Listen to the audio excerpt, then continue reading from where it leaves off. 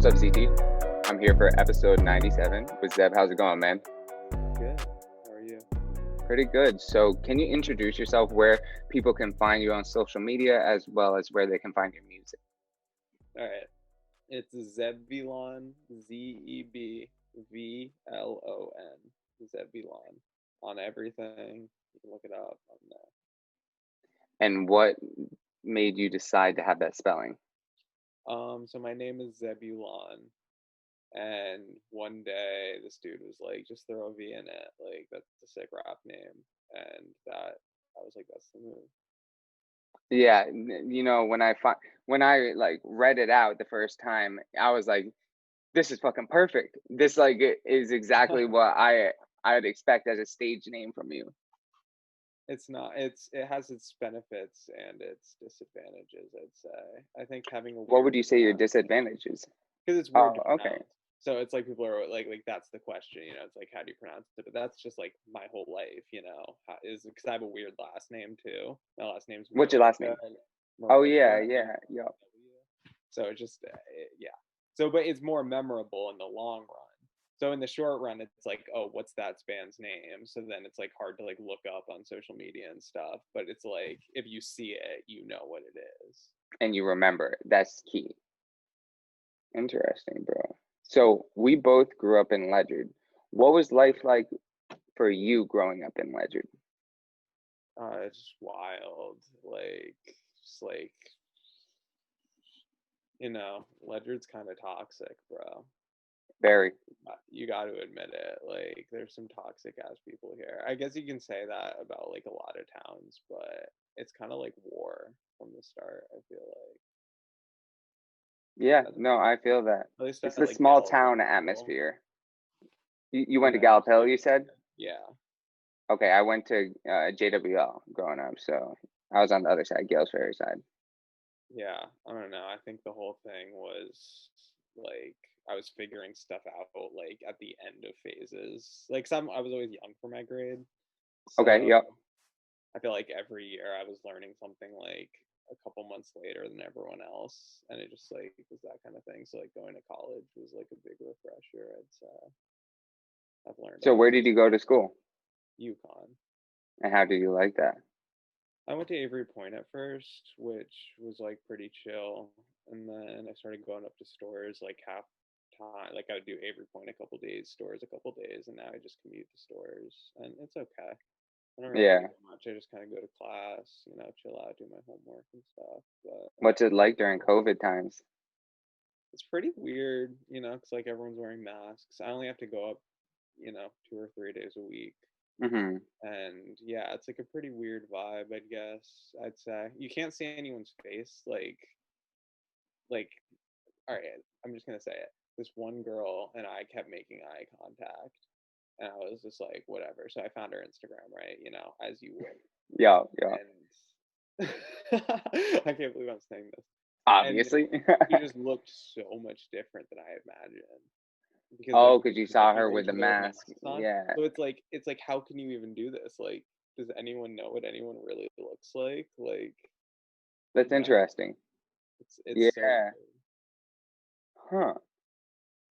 Yeah. So what has like making music been like during COVID times? Hmm.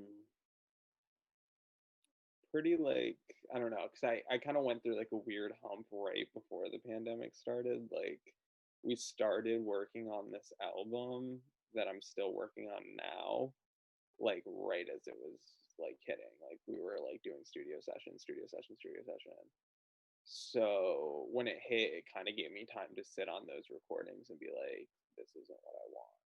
Like, back it up, start over again. So, but I think that would have happened either way. So it's like kind of Mm-hmm. hard to say. I don't know. I think it's given me more time to like reflect on what I really want, I guess. And like, I don't know, because you don't have to worry about live shows. So Exactly. your whole product is just the music now. Your show doesn't need to be lit. So like I was worrying about making music, playing shows, releasing music so we have like stuff to promote at the shows. and then all of a sudden that stops, and it's like, well, I'm just gonna release the best thing possible because that's what people are gonna hear, you know. That's a very interesting take. And how long have you been doing shows? I've been doing shows with various groups for, since high school, and even before that, like, but that was more like formal stuff. And yeah, like I started Royal Oaks in high school, and that was kind of like the first big venture into like playing a lot of shows. We started that Hmm. in 2015, but I'd already been doing stuff before that too. Interesting. And who were your inspirations when you were making these bands? I've always been obsessed with bands. Like, I've always been the kind of kid to like read the Wikipedia page for bands. When I was in middle school, I got super obsessed with collecting vinyl records, and like that was like I based my personality off that for a hot minute. Like, I've always just been into like records and like albums and stuff and bands. So like it's always just been natural that I've wanted to start a band, I guess. And Who would you say are your like favorites if you had to pick? I know it's like well, it's so it's hard. like currently versus of all time, you know. Yeah. So like Let's start yeah, with currently then. currently it's the Smashing Pumpkins. It's been the Smashing Pumpkins has been my number one for like 2 years, which is like a pretty long time for a band to be my number one. And so I think that's gonna stick. Smashing Pumpkins are definitely my favorite, and then like Blink 182 have been like number two or three since freshman year of high school.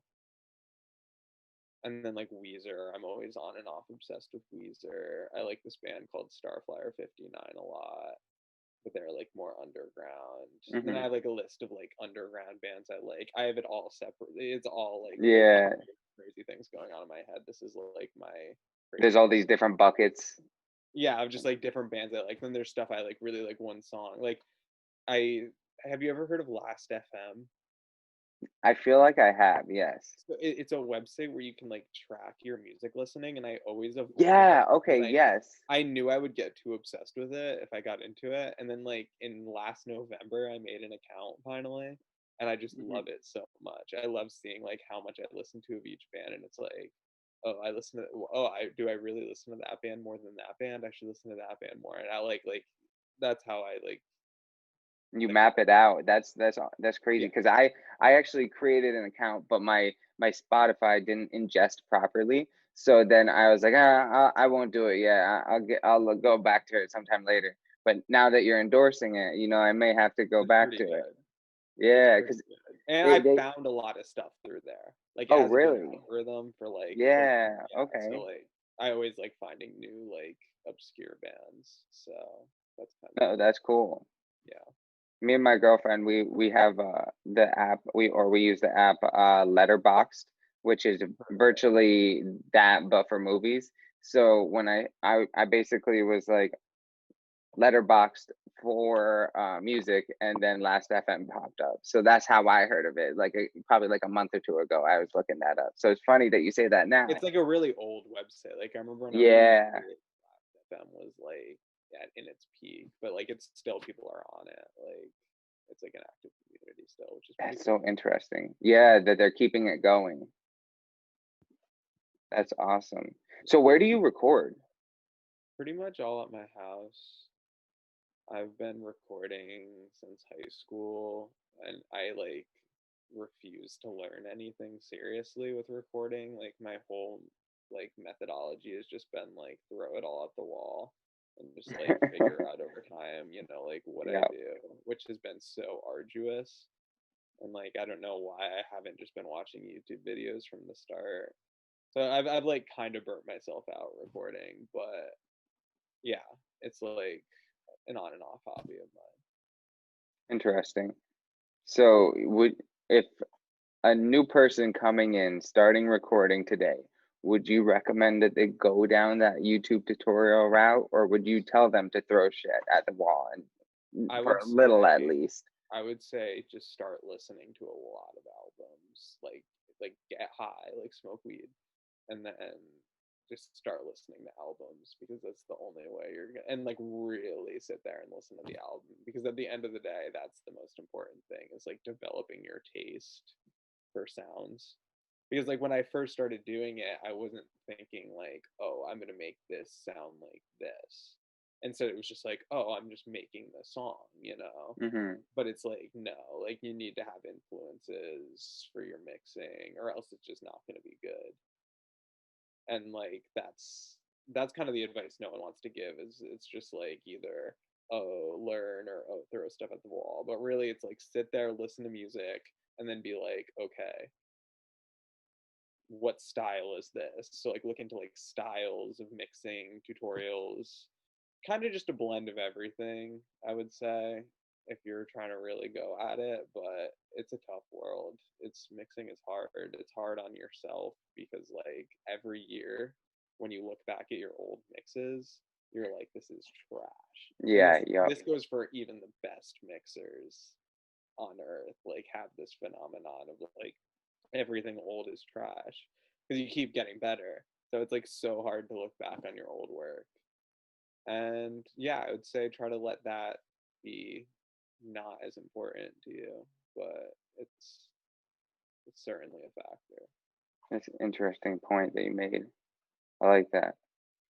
So let's start getting into the projects that you've released over time. The first one that we have up on Spotify was Volume 1, and that was back in 2018. So talk about the That's not conception of this. entirely accurate. Oh, okay. So this is a walk down memory lane. So I Awesome. started Zebvlon in the last months of 2017, like November, Okay. December. Like we were doing Royal Oaks, and we were supposed to split lead vocals for Royal Oaks. So we were writing the first Royal Oaks like full length album, and it was half me singing, half Logan singing. Yep. I I just name dropped Logan Hinton of Royal Oaks. But yeah, what was I saying? So yeah, I we were working on that album. There was like delays in it, and then I was kind of feeling like going a different direction. I was like, maybe the distorted rock thing isn't too popular right now. I had some buddies who were like into cloud chasing, basically. I talk about Hmm. this in the CT versus interview, which we'll talk about later, but it was all just kind of like let's see if we can run the numbers game. So I was making these just like pop songs, and I took some of the Royal Oak songs that were supposed to go on that album and turned them into pop songs. And my plan was to release a song every week, because one of my buddies like believed that like if you dropped a song on SoundCloud every Monday, this is how you did it. So I was like, sweet, this will be a good challenge for me. It'll get me better at mixing. It'll get me better at songwriting. It'll get me better at recording. Maybe it'll get me some streams. It'll be my new solo project. It'll be my new place for music. So I did Antisocial Social Club, which Yep. was the Royal Oak song I had lying around. That was the very first one I dropped. And I followed all of my friends' advice of like what time to drop it on Monday night or whatever it was. Yeah. Yep. And it did pretty well. Like we saw the streams, and I was like, no way, like Bet. this is Yeah. the first song I dropped. And it was like, like a couple days in, like a couple thousand streams or whatever, and I was like, damn. So the next week I had this old demo, that like I was in a band called Sydney's Armor as well, and we were Yep. looking through old demos. And this one popped up. So the bass player Dean was like, "Oh, I really like that. Send it over to me." And just randomly, he sent back this like he took that song and like wrote a second song around it. So it was like two songs into one. Interesting. And so I had him send that back to me, and then I worked on that, finished that up for the second week song, and that one Yep. did even better. So I dropped it at the same time at the Hmm. week, did even better. I was like, here we go. So the next week, Yep. I'm working on Fluorescent, which was just kind of like a little idea I had. I honestly remember laying on my bed. It was probably like 2 in the morning and just writing that little guitar riff and like whatever. So that was just another one I worked on kind of in the same style, just like getting poppy with it. Um, Kind of has like the 80s thing going on. That's always been one of my favorites, Fluorescent. So I dropped that one, and Yep. it did not catch the algorithm. So I was like, maybe, Okay. I'll drop one next week and see. I think the next week was Christmas. So then I had a demo from 2016 that I repurposed, and that's Can't Deny. So I dropped that one. And I Hmm. think dropping it on Christmas wasn't a good idea. So I was like, all right, I can't drop stuff every week. I like that I'm going really into detail with this, is probably Yeah, no, I love it. but so then, yeah, so I had some other stuff from around that time that I was like, maybe I should slow down a little bit. So I wrote the song Always and dropped out probably like a month later. And then over the next couple months, I dropped two more. And those 7 songs I put up on Spotify's volume 1. So I Okay. collected like the early SoundCloud stuff, and I was like, all right, this is a project. Later on, I took those last 2 songs off because I was like, you know, they weren't as good as the rest of them. I didn't think, and I Okay. had the Yep. cover of Ivy, which I had released separately that following summer. So I put Hmm. it all back up as the first 5 SoundCloud songs plus Ivy. So I liked that cover. We had the live version of the Ivy cover is the way better version. Like we did not even the first live version. We had 2 different arrangements of it, and that's Hmm. like I want to record that and like re-put it out. But yeah, so that's volume 1. Did I miss anything? Interesting. Uh, you got pretty like let's see, antisocial social clubs, Yeah, coffee, fluorescent. with Bean. Yup. Yeah, Uh, yeah, that's definitely the whole EP. And yeah, so that was a pretty interesting time musically for me. I think like that's when I really like found like, oh, I can like sing on my own stuff, and like I learned a hmm. lot about production just like making a song every week. And that was like a really good exercise, I think. And talk about the importance of just consistency with your habit, basically. Well, it just like got me into the habit of working on music. Like I think for the first that was like the first time where it was like every, so often I was like sitting down and going into Logic. So like I probably just learned a lot in Logic in that time, stuff that I still use now that I don't attribute to that time. But just Yeah, since I was on it so much, I probably improved on the program like a lot in the span. you just And soaked in so much those were info. my first good mixes. So that was the Okay. first time I ever mixed something that was like but I was putting like a lot of time into those mixes and I had no idea what I was doing. So I was just like in Logic just for hours, just like how do I make it sound good? So Yep, I'm just trying like to play trying around. everything possible. And so it's just a crapshoot pretty much. Like Yeah. and so I think like for that it sounds really unique. Like it's like you listen to the EP and it just doesn't really sound like much else. Just like tonally, but it Hmm. still kind of sounds good. So it's one of those things I can kind of look back on fondly, I Yeah, guess. e- every project is just a stepping stone to where Oh, you're eventually legit. going to be. Yeah. Discographies have their own quirks, like just Exactly. regardless. I'm a discography freak. Like I love watching that progression over time. So I what I always say is that when I listen to songs, I listen in 4 dimensions and the fourth dimension is potential. I always listen and I hear what that Yeah. artist is gonna be in the future. Even I'm telling you, like even with like big artists. So for example, like when I heard Big Sean's album, like probably like in 2015, The Dark Skies Paradise, I was like, I can only imagine his album in a couple years. And now like look at Big Detroit too. Sean Yeah, forever, forever. exactly. But like it applies to everybody. No, the first EP is so interesting because I feel like it can either be a masterpiece or just a disaster. Like, Hmm. there's just so many of those like first EPs that have like that quirk that's just like you can't get it with any other release because it's like Right? you have to be a young artist to have that. Like, That authenticity, yeah, basically. exactly. That's cool. I like that. So you then released like a 2 pack, and it was like Okay, well, sorry, I'm gonna back up a little bit from okay, there. yeah, no, There go is a ahead. volume Oh, really? There is a Let's talk unreleased about that. volume 2.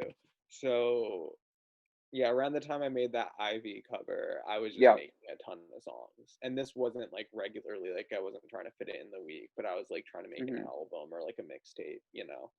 to like match volume one. And I had at one point probably like 10 songs. Hmm. And then I was just kind of like, it kind of like hit a wall with it. I kind of started to get back into like distorted stuff and whatnot. And I think Royal Oaks was starting to pick up again at this time. So I was just like busy with other stuff. Yep. And what am I getting at? Oh, volume two. Volume So two. Yeah. then I took like four of the best songs off of it, right? And I started working with Aaron Norsha from Ledgered. He Yep. does like He's beats. fire, right? He's like doing lo-fi stuff. Yeah. Yep. So like we made remixes of like four of the songs, and I was gonna drop that as volume two. It was just gonna be like this like EP, Ooh, I like totally that. like I used to call it the Post Malone album, but I don't know if that's even the best example. But it like totally doesn't fit anything I even really listen to or like Yeah. do. But I was just gonna drop this like there was a song on it called like Dying for the Culture. Like Hmm. it's so beyond anything else I've ever done of like funniness and just irony. Yeah. Um, it'll probably never see the light of day, but yeah, volume two exists. Volume two exists. That's so cool. I was actually gonna ask that, but I didn't know if it like would exist, and if it was already on the way. I didn't want to steal the thunder for that. So, It's not on the way. It is canceled. So then, yeah, to get to the two pack, yep, the Heart EP. yep. So the- volume two, the EP version was supposed to drop on New Year's, but then me and Aaron just Okay, couldn't get around to finishing it. Like, we had like a session or two left, and then I kind of just got over the concept. So the new year hit, and I was seeing this new girl, and so I was just feeling romantic. It was like January, magical time, winter of romance. course. Yeah, holiday season. It's a vibe. So I was just Sure. writing some lo-fi love songs. I like totally rethought my approach. I was like because my favorite thing to do is just to do whatever, like just I pick a like that. style and go for it. Yep. So I did the first song "Talk to You" just like randomly. It was just a little song I wrote, and at the time I thought it was the best song I'd ever written. So I was like, let me turn it into something. So I had a couple other songs in the Hmm. same style, and I ended up picking just one of them and just releasing it as a little two-song EP, Valentine's Day, I just love like that. a little. And it was just like a new thing, like just a completely like random thing I did, and that EP kind of encouraged me to like really dive into the CT scene Hmm. because like I had been like tight with the people who I had just happened to come in contact with, but like I'd never really did, like tried to like get into the CT scene. Knock So I on the dropped door, that actually. EP, and then I was encouraged to start the CH1, which was a YouTube channel I was doing like live sessions Hmm. um for. So I like started that to do a video for like a live video for Talk to You, and then I just like it, carried on for a little while from there, and that like helped me get a lot of connections and like you know I wouldn't. It's not that's not like a good EP to represent Zebvlon, but I think It catalyzed you it, into the it it position. encouraged me to become like the artist I am now. Weirdly, Yeah, exactly. And it goes back to what we were saying before. It was just another stepping stone. oh yeah, definitely, definitely. So diving into the CT scene, you worked on She's new project, She's Pink. Don't Talk to Me on a couple songs. So let's talk about this process and what you were doing throughout this album. It's funny because this is about chronological because I think I recorded the guitars for this right around this time. Oh, that's awesome. RDP, which or like maybe a little after, but Yeah. yeah, I've worked with She's multiple times. We did stuff before this, but I don't even know Hmm. if it ever got released. I think the stuff on Don't Talk to Me was the first of our collabs that have been released.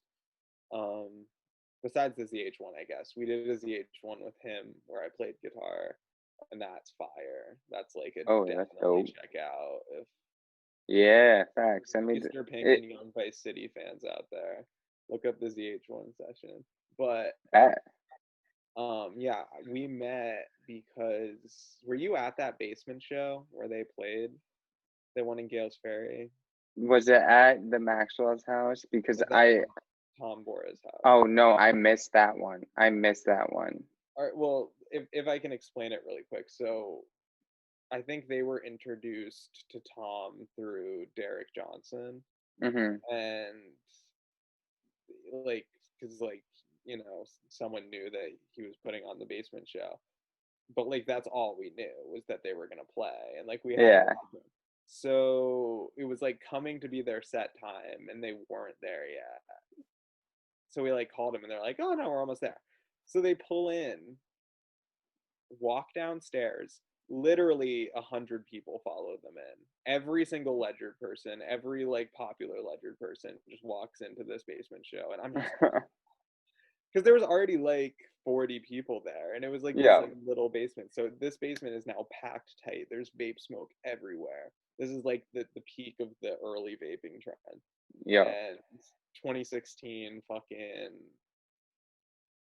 this era of trap fucking Yep. Of it course. was I'm pretty sure it was just Vice, Shees, and Lil Bash. I Mm. I don't know if Lil Bash was there or not, but he was at one of the early ones we did. And they just went off. Like the energy was just insane, and I was just like blown out because I had never like we had Tyler Luke rap at a show before, but this was like the first like real rap performance that I was like associated with, Yeah. and I was just like, this is a performance. Like everyone is here for it. Like like they really have this They much. showed out. They brought all these people, and then Royal Oaks played right after them, and like all those people left. So it like went right back to the show it was before they had came, which was like Interesting. even weirder because it like was just Yeah. for a second it was this moment, and then it was gone. A moment in history. Whoa. It was literally like, oh my god. So I was kind of enchanted by them from that moment. And I was like, they're serious. So we've like been doing shows ever since then. And that's just kind of how I met She's. And he likes guitar stuff. So we just kind of been working It on just some stuff works. ever since. Yeah. So are you in the session together, or does he just like, hey, send over some stems and you go and you He's record done in your room? that, but we always work better when he comes over. Hmm. Like he'll just come over for a couple hours and we'll just work on some stuff and be like, all right, call it a day. Yeah, that's And fire. yeah, he like is one of those people where he can just be like, yeah, I kind of just want this, and I'm like, all right, word, and I just can do it. Like I have this connection with some people. Logan from Royal Oaks is the best one I have it with because he can literally give me nothing and I already know what he wants. But That's like, great. Yeah, yeah, She's is one of those people where it's just like there's doesn't even he can just like play a little snippet of something and be like, all right, I want it a little higher than that, a little lower, and we'll just work for a second, a little faster, a little slower, and then all of a sudden it's there.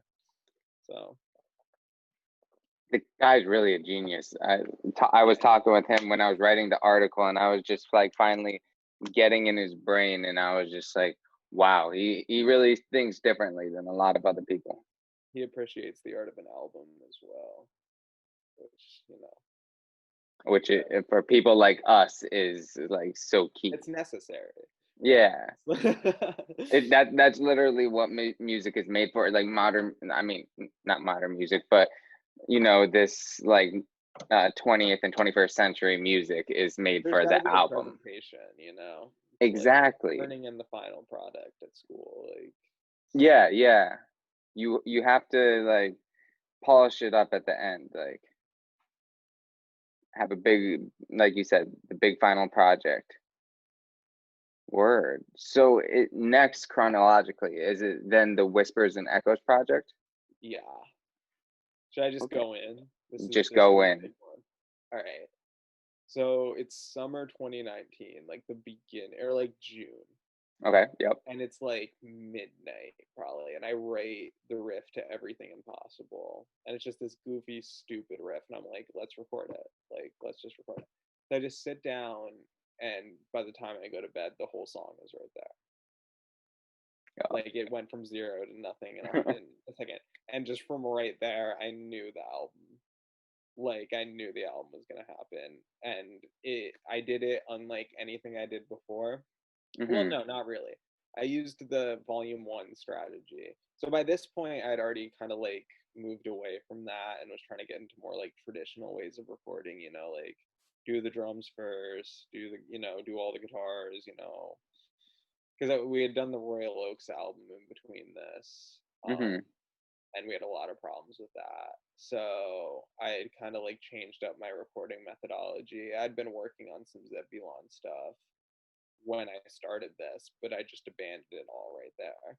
That was like, that's not what I'm doing. And I took the rap approach, which was build the song completely like in a demo form, and then just take that demo and continue building on that till it's done. Mhm. Do you know what I mean when I say I that? kind of do. Can you So like describe it a little bit more? I would just take the whole song and just make an outline of it right there. And then Yep. that logic file, that project would end up becoming the final song at the end. I wouldn't just use that demo as like a basis and then try to re-record it later. My whole Mhm. plan was just to like continue building onto the demo until it was a full song. Oh yeah, no, that makes sense. Yeah. I ran into a lot of issues doing this, but like the second I wrote this Everything Impossible and demoed it out, I was like, no, this is the vibe. Like, so I came up with this idea of like a home recorded musical.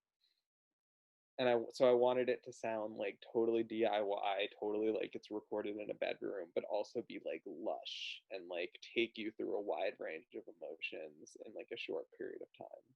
Mhm. So I just had this like abstract concept that I immediately just decided on right there without any other songs. And I ended up writing pretty much the rest of the album just like subsequently after that. Oh, that's great. So it started Everything Impossible. That was just Mhm. like one night. And then we added drums to it. And then I just kept adding stuff to it, adding stuff to it. And then I don't know if Ornery was next. I think it was. That was literally, I remember I like smoked. It was like early in the morning. And I was like, wouldn't it be so funny if I did like a boogie woogie blues song? And then I just grabbed the guitar, and it's like that's something I totally would have made fun of in high school, like that Mhm. style of song, but it turned out to be one of my favorite songs, and that's like one of the best songs live. Like people get the most out of it. Yeah. And it was literally the same deal as Everything Impossible. Like it went from 0 to 100 in like a couple hours. It was like nothing, and then it was a song. Like I didn't even need to try. So I was like dead set on this concept of doing this. Obviously, that doesn't last forever. You do a couple songs like that and then it falls off. Yeah. So Be Quiet was another one that was like, I saw you had in the notes like what makes an intro versus what makes An outro like and then a filler song, or not a filler that song, but a song was middle song. definitely specifically written as the intro. Mhm. Like I was like, it needs to be like a big like overture type song. It's got to have a dramatic tempo change. It's got to start with just acoustic and then like slowly build up, like add the drums and then add the bass. Like one of those kind of songs. And it's got to be short. It's got to be sweet. So that's one of my favorite songs on the album because that was just like a concept song that I feel like I executed really well. And all the songs are kind of concept songs. I'm going to use that term a lot. I don't Okay. know if it's Yep. the right term. What I mean when I say concept song is like, how do I describe it? It's like a song that's just like a concept. Like it has no purpose other than just being what it is. Does that make sense? It's like it's a Kind of. song that's just like an idea. I Okay. call some of my songs concept songs, and then other songs are just like a standard song. But Mhm. like Be Quiet off Whispers and Echoes is the perfect concept song of like it's supposed to be the big intro, and that's all it's supposed to be. Okay. Yeah, that makes perfect sense. Yeah, exactly. So Whispers and Echoes is kind of just like a series of concept songs. Mhm. And then so like those first three songs on the album were probably the easiest to bang out, and like the first three I did. And then Super Cali was an idea that I had in my head for a while. Like it came from the same time, but it took forever. Like I had the original riff. I like tried recording it a bunch of times and it just didn't pan out. Like I tried making like my demo out of it and I just kept Hmm. writing it at work. I was washing dishes at this time, which is like at a pizza restaurant. I'm Oh, vegan and I okay. was doing dishes at a pizza restaurant, so I was pissed off every Oh, I can and imagine. so I was just writing this album in my head basically every day at work. So Hmm. Super Kelly was one that I like really just worked on like while doing dishes, honestly, which is so funny to say. But it was just I wrote in my head like all the lyrics were just coming to me. But it like took a really long time. And then Blue is another concept song. I bought this really cheap blue guitar because I liked Hmm. the headstock design. That was my only reason. It was like $100. I was like, the headstock is so sick. What So type I of bought guitar it was in it? Or what brand? what? What brand was it? Yamaha. Oh, wow. Okay. Yamaha's the sickest brand of all time. Just aside, they make everything and they do everything awesome. Yo, Yamaha's sick. But so I little got this. Yamaha plug in. What? A little Yamaha plug right now. Fuck yeah. Get Yamaha motorbikes right across the Right? country. No, yeah, so I got this Yamaha guitar and the riff to Blue was the first thing I ever played on it. So I was like, I'm gonna Hmm. make a song called Blue after the blue guitar. Mm. So that's another concept song. Um, Pink Lemonade is there's two songs called Pink Lemonade I wrote for this album. It's this Really? I got obsessed with writing a song called Pink Lemonade. Like these were my ideas for this album, like just literally the most random shit. And then it turned into just this like French jaunt, like supposed to be just like a stroll through the meadow or something. And Hmm. then Okay. the closer is Spring Jacket, which is the only song I'd written before I started the album. And I'd written Okay. that back in February, literally walking around Yukon. Like I was walking in tempo and I started singing the words. I usually walk alone. I usually walk slow. And I was wearing Hey, this stupid windbreaker. And I was like, you say you like my spring jacket. Well, it's got your name on it. Like it's just literally like a song I wrote walking around campus. the And that's awesome. Sorry for interrupting, but no, go for it. I remember I can't remember where I heard it, but they were talking about how the world around us is really on beat. Just like whatever you're doing, whether you're walking, when It's you're all whether about you're looking, vibration. listening, It's exactly. all about Boom. Yeah. I just want to bring in that point, but yeah, no, exactly. facts. No, I completely agree with you. So yeah, that was like the only demo I had from the album I was like it wasn't really an album I was working on before, but just like the random stuff I was doing before I Hmm. started this album. That was really the only song that survived. I had a couple more that didn't make the cut, but I kind of got obsessed with like the 7 song format at this time because most albums out of say 10 songs have 7 good songs. That's like they have a 70% Yeah, chance like of. usually there's 3 songs that I'm like, I could pass on Eh, this I agree one. completely. So yeah, Even on the great albums. that's how I got obsessed with the 7 song format. That's interesting. I really like the 7 song format too, and I'm glad that you said that. And it's, even like you see Kanye good music back in, I think it was 2018, did like 6 projects that were all 7 songs Yeah. long. And it's Hmm. like it's very smart, even though like I was like kind of like itching for more. It made me go back and re-listen to the songs that I just heard. So No, it's that a, was a big inspiration, that specific thing. Like oh, cool.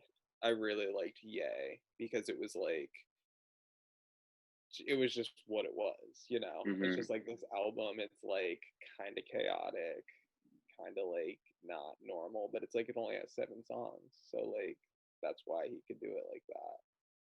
It makes you really like Exactly. be able to stick to a concept. I love just the whole concept albums, like anything, and like Kanye's the best example. He literally had what 7 different concept albums so far, Really? like I didn't know. or, or I I don't know how, guess, yeah, like college dropout because if technically. you think about it, everyone is tailored to its own sound, different from each other. So and maybe concept might not be the best, like That's just kind of like the adjective. aesthetic of the album. Like, Yeah. I'm really into that. Like, and that's how Whispers and Echoes was born. Was like the aesthetic was like so clear in my head of just this like home recorded musical. It's not even really a musical. It doesn't tell a story or anything, but it kind of like has that like it doesn't really, it's supposed to like play each song just like into each other kind of and just have that like A full sequence. yeah. I like that. Okay. So then you go after you release Whispers. So let's see, you release the EP. Is it Oils Dry Yeah. this year? Yeah. Okay, and then that's what you go to talk about on CT Versus, right? Yes. Okay, so let's get into this EP. So this EP is the start of the current album I'm working on right now. So we were doing sessions, and basically the plan was to bang this album out as quickly as possible because I don't know why. I can't tell you why that was my thought, but I was like, Whispers and Echoes took me forever. I completely, by doing it, so I was working on the demos, I made it way harder for myself because you Mm-hmm. have to make everything fit that initial demo.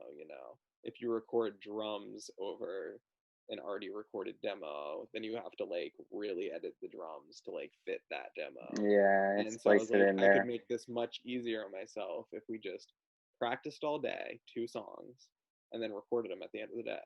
Just laid down drums, then laid down guitar, bass, vocals, and then I just work on it from there.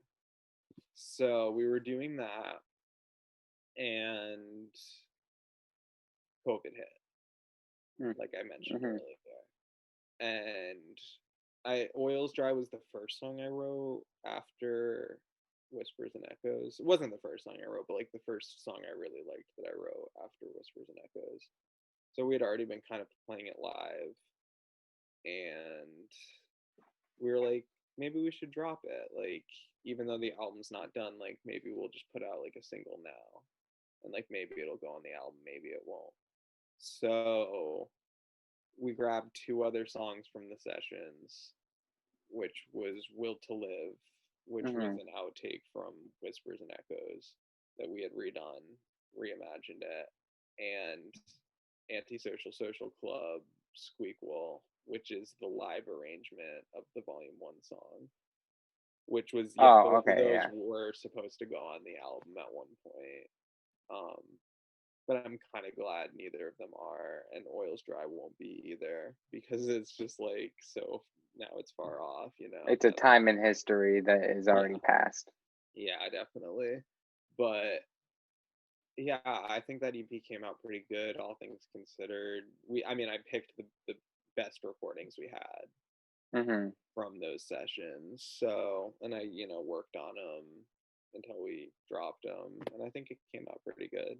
I have no complaints really about it. I think it sounds good, but I'm glad the whole album doesn't sound like that. Kind of the problem ended up being was every song sounded kind of the same Mm-hmm. because we were like, just working on them all the same way. We were just rehearsing all day and then recording the song, but we were had the same vibe on every I was song. just about to say the same vibe, the Yeah, same day, the same environment. It's not going to switch up.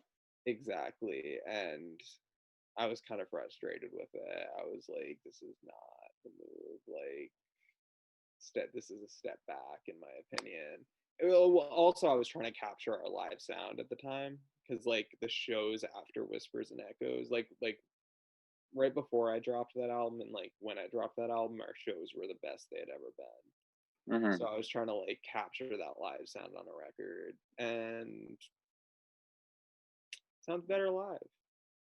Interesting. Well, sometimes like Sometimes it sounds sometimes better live. yeah, exactly. Sometimes it does just sound better live. It is a live song. It is It's hard to made for an capture the audience. energy of like being a live band like in the studio unless you're all recording at the same time. And then Mm-hmm. that also has its own problems for sure, for sure. 'Cause you all got to be on fucking point. You know what I mean? Yeah. When you're all recording at the same time, like it's Oh, I gotta can only be. imagine how stressful it is Yeah, because, like, when I was recording vocals, I would just like mess up and I'd be like, ah, shit. But like, I can only imagine if I mess up, then all three other guys have to be like, all right, we're restarting. It's like, damn. yeah. So we weren't doing that, and yeah, I was like kind of done with it. So I started working. Oh yeah. So then we went on the CT versus. Do we have Yep. anything to talk about there? Is there anything that you wanted to bring up from that? The biggest point that we brought up was the new EP, Oils Dry this year. If you want to talk about the points you brought up in there, just so the audience knows, feel free. If I think not, we can move down. I'm just gonna shout out CT versus for being the goats. They've helped out so many CT bands for real, for real. Um, and I'm really happy they invited us on their podcast. I'm very happy they premiered our EP. That's awesome. Um, Yeah, I'm gonna have to reach out to them because I've seen them specifically through your like through your pages. Whenever I see CT versus, it's either through you or there was a guy I met at Boys State, and he has a band. I think he's from North Haven or something, but I can't remember their name. But I see CT versus here and there, so got to reach out to those guys. yeah, they're awesome. Cool. So should we just hop back into the recording of the current album? Yeah, I think so. What I think is best, we'll talk about the album and then we'll just dive right into those final questions.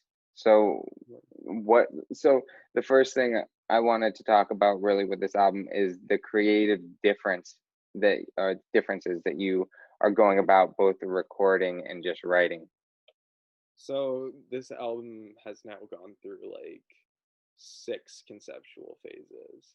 So there was that initial one that we were working on that turned into the Oils Dry EP. And then just in between there, I've had so many different ideas of how I want to do Yeah. it. And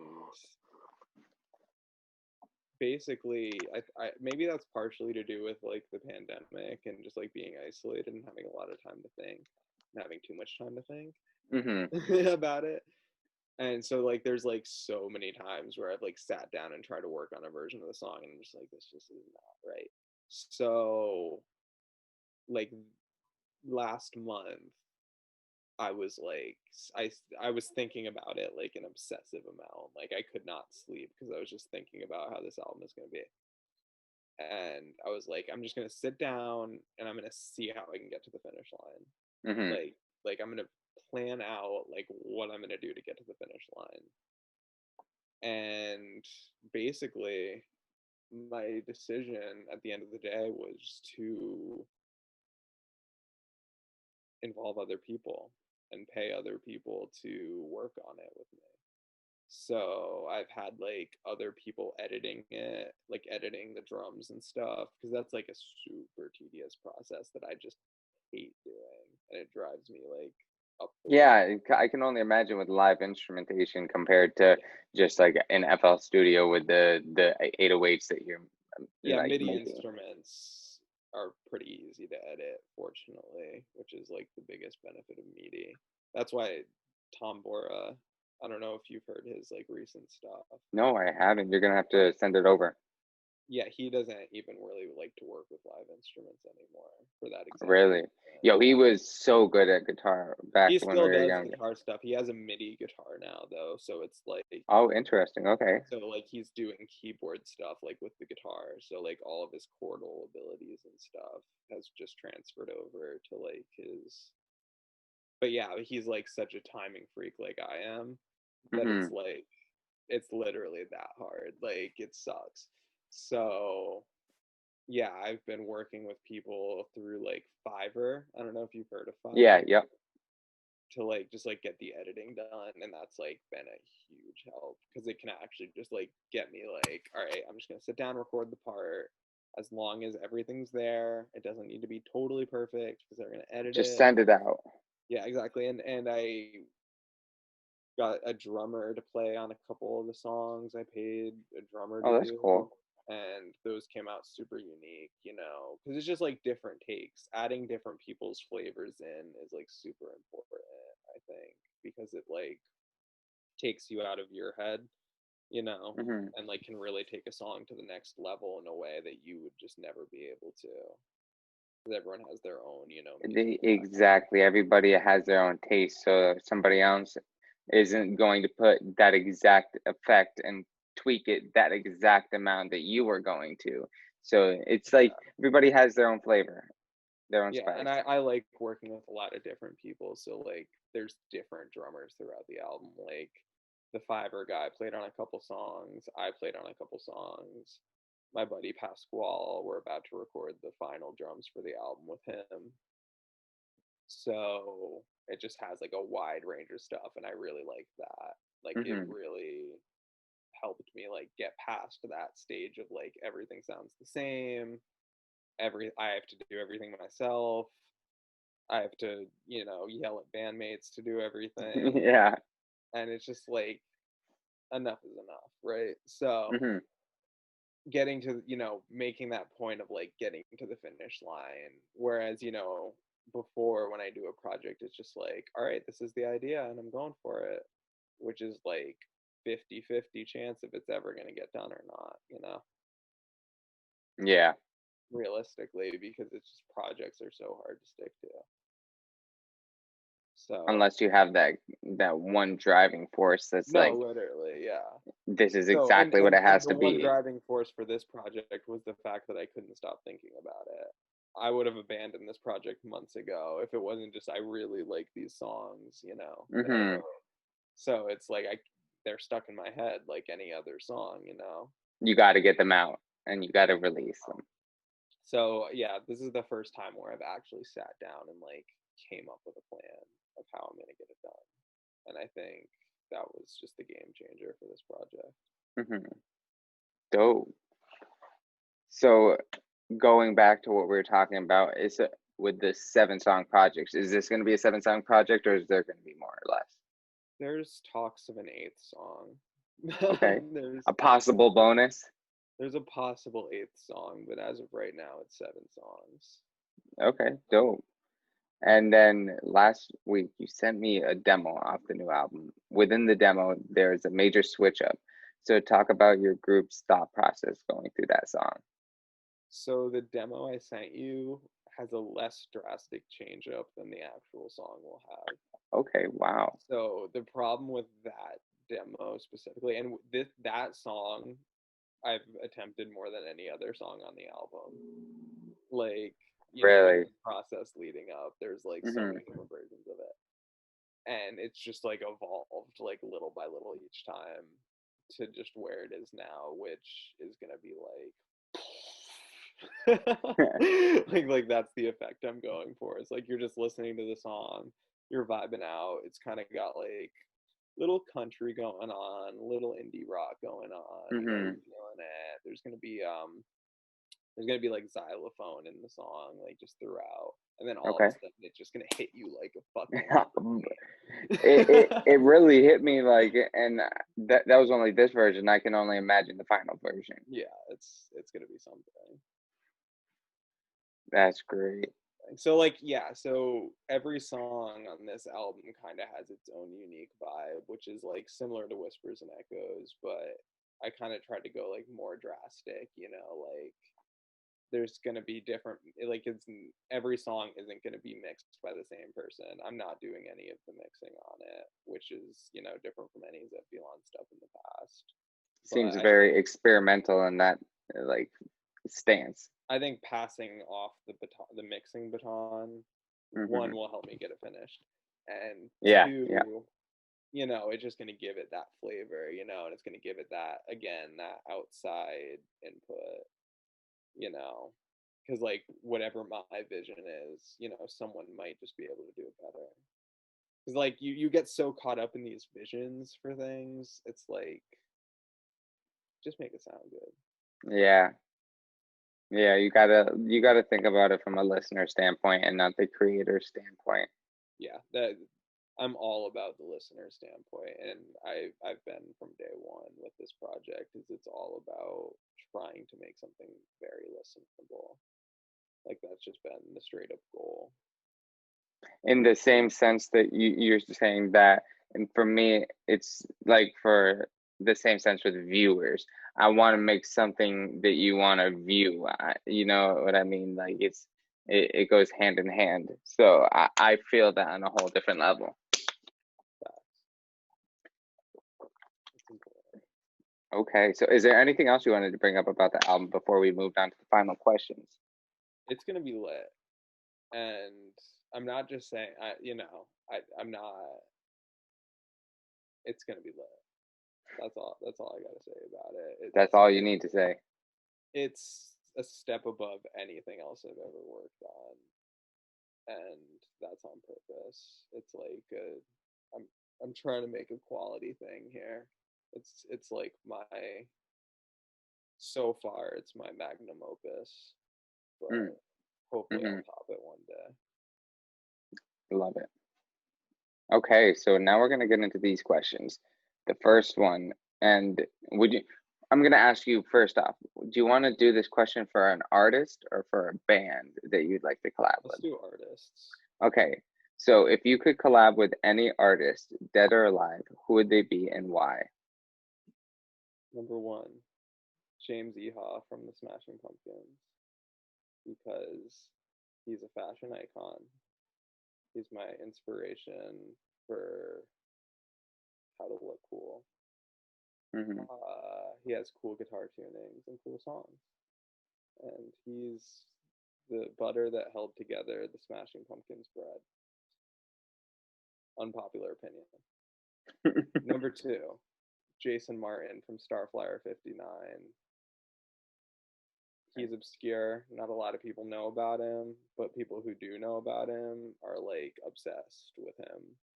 And like I've found a lot of people on like I found Starflyer 59 I think in December, and they Hmm. just rocked my world since then. Like I've like my last FM for like it's like Smashing Pumpkins Starflyer 59 are so much higher than any other artists. Yeah, yeah. Just because of like since I've started using it. So definitely Jason Martin. Um, he's a very elusive character, so neither of these will ever happen. But I guess I should pick a dead one, right? Yeah, Pick let's do someone that. alive. I don't know. I don't know. I'll pick someone alive. Tom DeLonge from Blink-182, just to Okay, keep it, just to keep it nostalgic. boom, some perfect answers. So piggybacking off that, we already talked about your favorite bands currently, but I don't think we dove into all time unless the ones that are currently are creeping up to be all time. What are your top They three favorite are, bands? but I can talk about some more that have Okay. influenced my journey along the way. Um, Weezer definitely has been the band I've been into for the longest time. Like they were my favorite band in eighth grade, and like they've been my favorite band more times than any other band I'd say. Hmm. They have hit or misses. They have lots of hit or misses, but they're inspiring in the sense of they'll just do whatever. They'll just like go for a project and just release it. Like they don't care about what people think. So it's like they're inspirational in that way for sure. Um Honestly, the Beatles are pretty good. Yep. I'm gonna say it. They're I was pretty gonna good. ask you because you haven't brought them up this entire time, and I You're was gonna I was thinking in my head, I was like, people probably think I'm so basic for saying one of my favorite bands is the Beatles, oh but no, I bro. just understand the They got structure. bangers. They got Yeah. bangers. It's just straight up. It's true. I don't know. I'm just gonna talk about random bands I'm listening to right now. There's a Okay. band called Ivy from the Hmm. '90s. Same bassist as Fountains of Wayne, the Stacy's mom band, but they're like Okay. fashionable pop music from the '90s. And Really you said good. that's Ivy. I'm about to Ivy. put these in my phone. Yeah, Ivy's lit. lit, lit. Um, who else do I got? Been listening to a lot of 3 6 Mafia. Got to get those horrorcore beats. Of So many. course. I love them. Um, What was that? Starflyer 59, right? Starflyer 59. Starflyer 59 is amazing. And the Starflyer side project Bon Voyage is Chef's Kiss. Um, Cool. there's just so many good bands. Local bands, Waveform, honestly killing the game right now. Hmm. Like no one's doing it like them right now. Waveform is just killing the game. Pulsar are like some of the best up and comers. I have ZH1 videos with those two bands. Should check Yeah. them out. Pretty much any band I featured on ZH1 is lit. You said ZH1. I gotta Yeah, check that. I haven't done videos in a while, unfortunately. Maybe we'll bring them back one day, but there's some good stuff on there for sure. Awesome. Yeah, no, I got this all down in my notes. Oh, Litvar is a new Connecticut band, up and coming. Uh, their new album has some bangers on it. There's a track called World Wide Web on that that just blows my fucking mind. I like swipe up on their story and say, "This is genius." I Nice. love, I love giving credit where credit is due.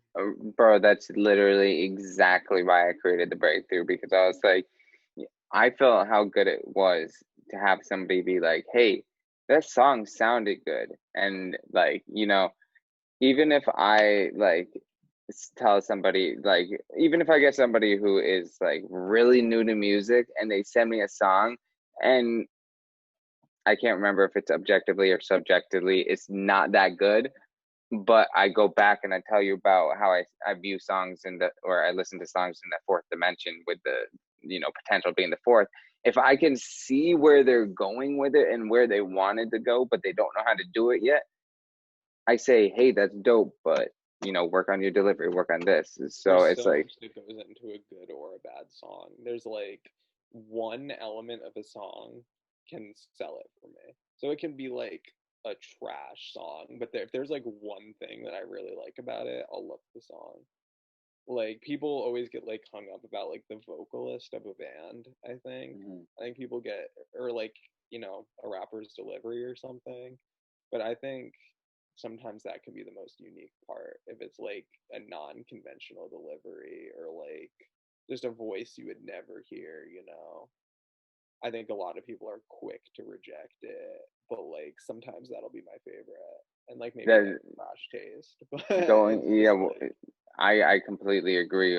When you said that, it reminded me of like the unconventional and the new Earl Sweatshirt ever since some rap songs so where it's good. like, oh, bro, So that's like that that album came out like right when my grandma passed away. So I listened to that, like the Thursday before the funeral, and I was like, celebration of life. We don't want to call it a funeral, but we I listened to that and I was like, wow, like just listening from not a listener standpoint, but actually thinking about what he had to do to make that project. I was like, this is this is I saw him live doing songs from that. Like someone had free tickets, whoa.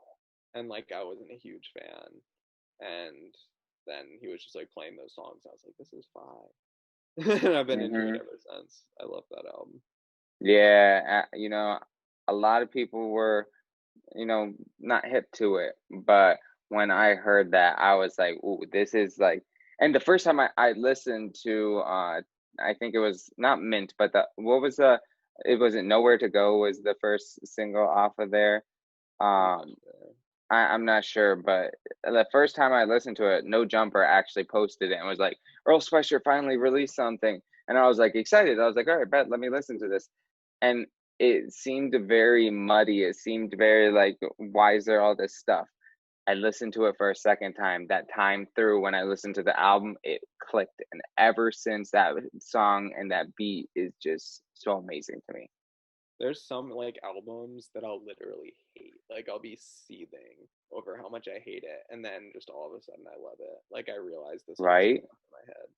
Like, Right? and it's just like such a switch up, and I always feel so stupid. I'm like, I can't believe I was talking shit. You know, I try to be, I always say I say it's not a personal playlist song, but I respect it and I know it's good. And that's what I usually say for songs that I don't like. Because I know eventually there's been times where I've had takes just like what you said. I didn't really like Baby Keem. And then I saw his XXL like freestyle where it was very conscious, and then he did a song right after Hooligan. And I was like, my girl was telling me from a long time ago, yo, he's good, and like I was like, nah. Same thing with Drop the World with Lil Wayne and Eminem. I was like, oh, this song sucks when it dropped, and then like maybe a year and a half after it dropped, I said, oh, this is hard, and I was like, how were you thinking this wasn't good before? And it's interesting to see that your musical palette changes. It also gives credit to all those songs that you hear and immediately you're like, this is hard. Like it just makes that all Yeah, y'all. the better. That means that was really good. Great. So, all right. Now this one. What would you say if you had the world's attention for 30 seconds? Be more sustainable. Stop fighting over melanin. Like racism is just so bad, especially this year. I feel like it's gotten so much worse. So just stop. Uh, be sustainable a second time. Switch your energy sources. Get hip to it. Get woke. Learn about the vibrations of the sun. Take your vitamins. Eat well. Stop eating dairy. That's all I gotta say. Yeah, you honestly hit on like literally everything a human needs to know. So, and it's almost crazy that there's so many people that like probably hear that message too, what you just said, but are not going to implement it in their life. Even just the dairy one too. I mean, I'm not perfect. I still eat cheese here and there, but like I know I try not to drink any milk now. This is what I tell everyone. I used to eat half a container of Parmesan cheese a day, like no cap. I never thought I would be not eating cheese. And then like a week into quitting cheese, I was like, I never want to eat cheese again. It Hmm. was like that quick. And like And people what changed in your mind? Like, was it that your body was like, I don't need this, or I don't well, want this? so when I was with my ex-girlfriend, we were both like going vegetarian. And Hmm. by the time we broke up, I was like eating vegetarian still, but like I was just kind of grossed out. Like I just kind of got this like image in my head of like an egg is really no different than a steak, or like cheese, like how is cheese really different? So it was kind of just a whim. Just one morning I was like, I think I'm done. And Hmm. then I tried cheese like one more time and I was like, I think I'm good. I think I'm good. I just haven't had it since. Interesting. Yeah, Huh. A little cheese fact. cheese fact. I love it. Um, Plant-based milks are good. honestly, I've been rocking with like I don't buy it that much because it's expensive. But I like oat milk. I really like oat milk. It's a little bit thicker. It's nice. Um, funny little side detour. All right, so I mean, you've given advice already, so I'm gonna skip that question, but I want to hear what's your mindset going into 2021? Hopefully the world is still existent. I've heard a lot of theories about the world ending in December, and I'm not gonna lie, it's freaking me out. But like only in the way of like what's gonna happen. But it's not. It's gonna be 2012 repeat. Exactly. You Yo, already know. And people are just stressed out because it seems like the world is falling apart already. So it's it's just this whole narrative, yeah, basically. So it's gonna be another 2012, and then 2021 is gonna hit, and it's gonna be pretty much exactly the same as this year, is my theory. Is it's gonna be kind of a repeat, and I'm just gonna be fucking chilling. Hmm. Like honestly, I've been trying to be unbothered like this year, and it's so much easier said than done. But like, I've gotten into trying to do like yoga every morning. Oh my Um, God, you're literally saying everything I've been like trying to implement in my brain too. So that's it's funny. it's it's a hard process. I mean, it's been like, such a long journey for me of like going from being a kid to being an adult. And it's like, oh, well, I should be exercising every day. I should be, taking vitamins. So I think 2021 is just going to be the extension of that, is just getting to the next level of me. And releasing this album is like definitely part of that. But Hmm. at the same time, like in like a past album drop, I would have let it like really affect me. After I'm done with this album, I don't give a fuck. Like once it's done and like I have It's the out final there. copy and I've heard the final copy, hopefully I'm gonna get some people to help me like properly drop it or whatever and like do all the right things. But I'm not even fucking worried about it. Like my hands are gonna be off, and I'm just gonna pick a release date and just like Yeah. and see what happens. I think people are gonna like it. I Let the think music like speak for itself, I think it's just basically. gonna like it's just gonna say, you're gonna hear it and it's just gonna be like, all right, this is music, like Yeah. that sounds so dumb. Yeah, on surface level, yeah, but like if No, but with the it's just like that's context of what this conversation, yeah. that's what I'm trying to do. That's my goal with it. Is like you just put it on. There's something for everyone to love, I think. There's I'm dipping my toes in all of it. Hmm. So, there's a little country, there's a little hip hop, there's a little metal, there's a little everything, I'm dipping my toes everywhere. So I think there's something for everyone to love. And that's kind of what I'm just trying to do with myself. I'm trying to dip my toes into more places, trying to make myself more high vibration, as you will. And that's just the move for 2021, I think. That's great. I Hopefully, love check that. out some new places. Hopefully, do Yeah. some new experiences. Hopefully the world is opened up at some point. Uh, It's okay. Yeah, What crazy. about you? So, What's your 2021 goal? I've never been asked that throughout all these interviews. I've never been asked the same thing back. 2021 is a time of, I don't even know if it's implementation yet, but quarter one is all about planning, just like quarter four is right now. It is about making sure that the breakthrough is ready to get to the next step. We're about to reach episode 100, before 2020 is over. So once we get into the hundreds, it's like, all right, we're going to open up. We want to make it turn from CT Breakthrough to CT Breakthrough, the show. We want you to tune in because you want to watch it every week because it's just like Everyday Struggle, Joe Rogan's podcast, whatever we go down. We want to make it interactive. I want to be the Jimmy Kimmel of Connecticut. I want Oh to yeah, take that. you already are, bro. You I you have appreciate no that, idea. You have like the fact that I'm here talking to you right now. If you told me this when like early high school, I'd be like, no way. That bro. that dude that Crazy. dude doesn't like music. He's too cool. And that's You're the thing. already the Jimmy Kimmel. Bro, I've been obsessed. I've been a music nerd for so long. And like, for example, I'm a huge jazz fan. Love jazz. I took a history of jazz class. Um, One of my favorite songs is it's by John Coltrane, and it was sampled by Mac Miller actually. But I went back after hearing the Mac Miller song and then finding the sample. Do you know the song "In a Sentimental Mood"? Uh, yeah. I've been doing jazz for a long time. That all the standards are kind of just like in my Yeah. head. So, but Oh, I I can yeah. imagine.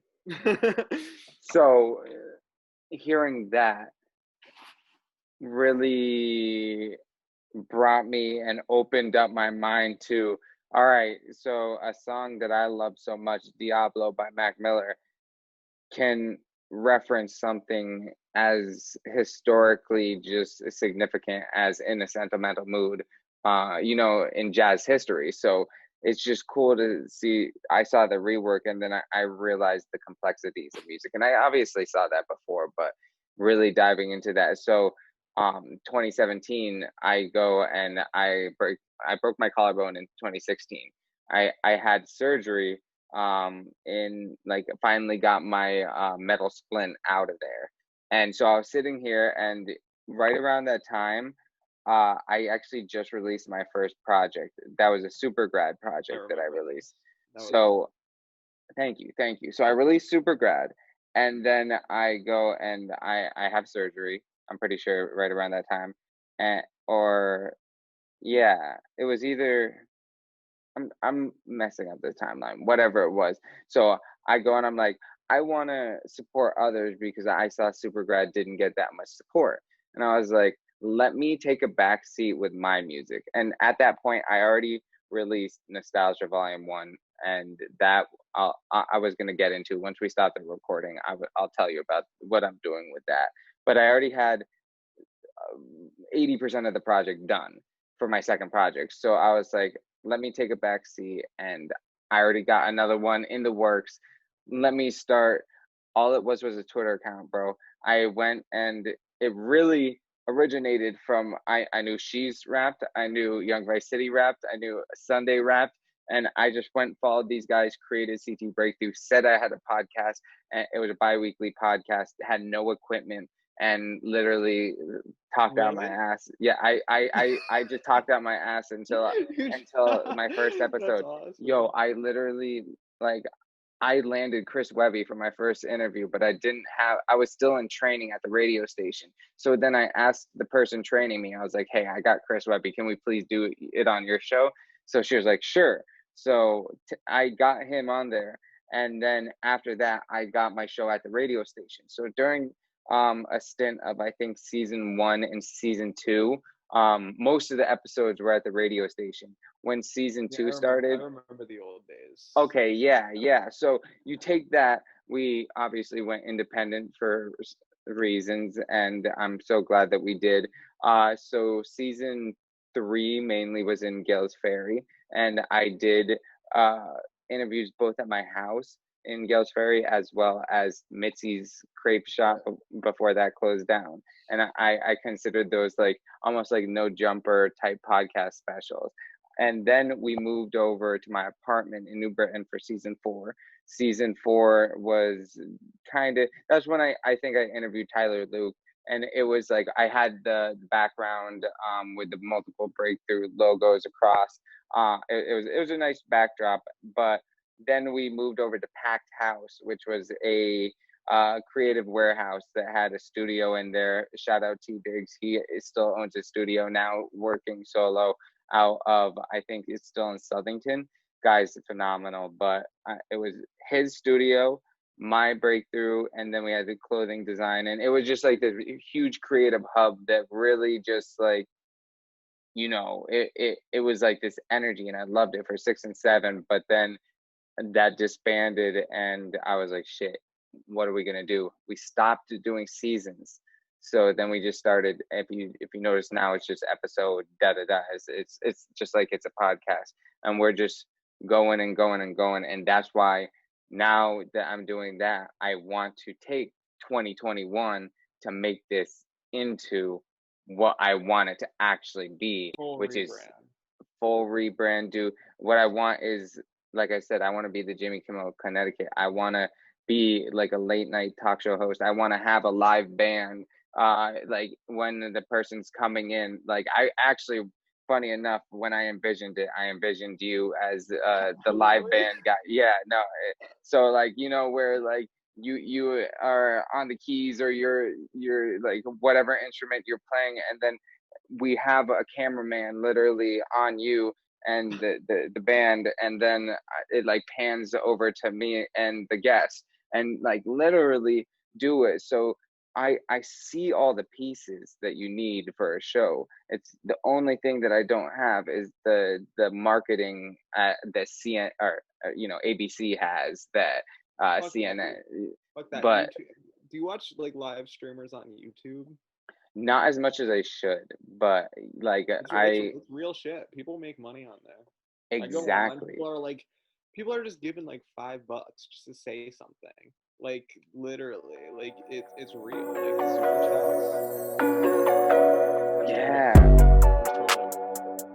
Yeah. So that was a very good question. Yeah, it's really just I know I took you down a loop. It took you down through the history of the breakthrough, but yeah, so that's where we are here, and it's exciting because I'll actually let you in.